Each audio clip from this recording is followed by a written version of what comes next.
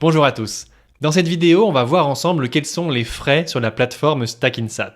Avant de commencer, sachez que toutes les informations relatives à ces frais se trouvent sur le site Stackinsat, sur la page grille tarifaire qui est accessible par le lien tout en bas de la page d'accueil du site. Pour commencer, il faut savoir que sur la plateforme Stackinsat, il n'y a ni abonnement ni engagement.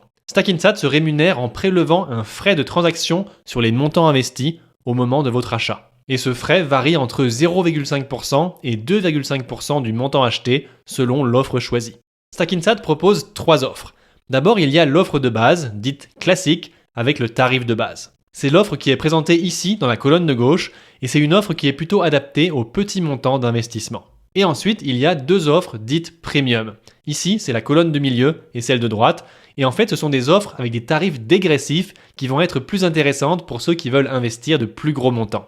Il faut aussi noter que les frais vont varier en fonction du mode de livraison que vous allez choisir pour vos Satoshi. Si vous choisissez la livraison dans le coffre-fort Stackinsat, les frais seront plus élevés que si vous choisissez de vous faire livrer vos Satoshi directement sur votre portefeuille personnel. Commençons par regarder l'offre dite classique. C'est l'offre la plus simple. Si on choisit de recevoir nos bitcoins sur notre propre portefeuille bitcoin, alors les frais sont de 1,5% par transaction. Par exemple, si vous achetez pour 100 € de bitcoin chaque mois, vous aurez 1,5 € de frais à chaque transaction. Et à ce frais de transaction, il faut aussi ajouter les frais de minage, c'est-à-dire le coût de la transaction Bitcoin qui va permettre à Stackinsat de vous livrer vos Satoshi. Mais il faut savoir que chez Stackinsat, ces frais vont généralement être très faibles parce que Stackinsat pratique la mutualisation des frais.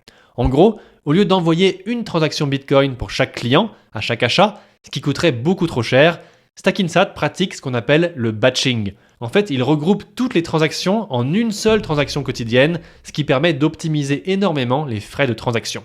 Par exemple, en 2023, le montant moyen des frais de minage était de moins de 10 centimes d'euros. Et d'ailleurs, c'est ça qui rend Stackinsat particulièrement intéressant, c'est que vous pouvez acheter des petits montants en Bitcoin et vous les faire livrer directement sur votre portefeuille de façon régulière avec des frais très raisonnables. Parce que sur la plupart des autres plateformes d'échange, à chaque fois que vous allez vouloir retirer des bitcoins de la plateforme, vous allez devoir payer un frais fixe qui peut être assez élevé relativement au montant de votre achat. Imaginons par exemple que vous voulez acheter pour 100 € de bitcoin tous les mois. Sur l'exchange crypto Kraken par exemple, vous allez payer un frais d'achat de 0,4% du montant acheté, soit 40 centimes d'euros. Puis ensuite, vous allez payer un frais de retrait fixe de 3 €, ce qui fait un total de 3,40 € de frais. Alors que sur Stackinsat, vous allez payer 1,5% de frais, donc 1,50 €, mais vous n'allez payer que 30 centimes environ de frais de minage, donc de frais de retrait en quelque sorte, grâce à la mutualisation des frais. Donc au final, avec Stackinsat, il va vous rester 98,20 € sur vos 100 € achetés, alors qu'avec l'exchange Kraken, il ne vous resterait que 96,60 €. Donc en fait, on voit bien que pour des petits achats réguliers, c'est bien plus intéressant de passer par Stackinsat. Et enfin, si on préfère que Stackinsat conserve nos Satoshi pour nous dans le coffre-fort Stackinsat, alors il ne va pas y avoir de frais de minage, mais par contre, les frais de transaction seront un peu plus élevés. En l'occurrence, ils seront de 2,5% au lieu de 1,5%. En gros, ça revient par exemple à 2,5 € de frais pour 100 € de Bitcoin achetés. Voilà, ça c'était pour l'offre de base dite classique. C'est très bien si vous investissez de petits montants, mais par contre, si vous avez prévu d'investir de plus gros montants ou que vous avez envie de vous engager avec Stackinsat à plus long terme, il est possible que les offres dites premium soient plus intéressantes pour vous. Le principe est simple, vous allez payer un frais d'activation une seule fois, puis les frais de transaction seront gratuits jusqu'à un certain plafond. Par exemple, si vous choisissez l'offre Premium 100, celle du milieu sur cette page, alors vous allez payer un frais d'activation de 100 € une seule fois, puis les frais de transaction vont être gratuits jusqu'à 10 000 € achetés en Bitcoin, ou jusqu'à 5 000 € achetés en Bitcoin dans le cas du coffre-fort Stackinsat.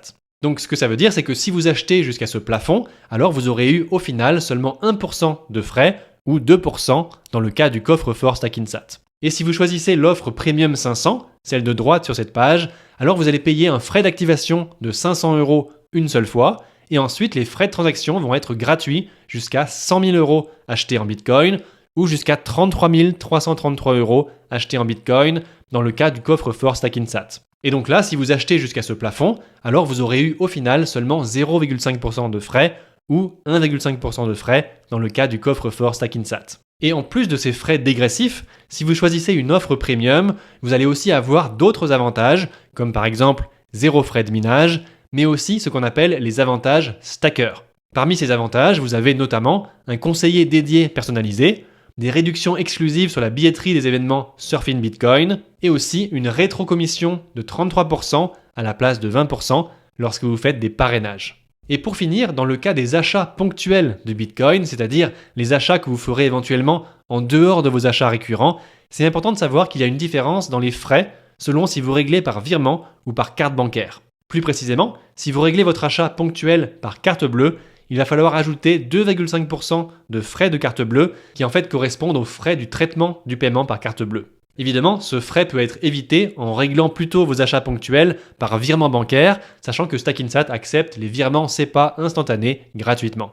Voilà, j'espère que cette vidéo vous a été utile. Si vous avez plus de questions, n'hésitez pas à aller regarder les autres vidéos qui sont disponibles, et sinon vous pouvez aussi consulter la page d'aide Stackinsat à l'adresse qui s'affiche à l'écran.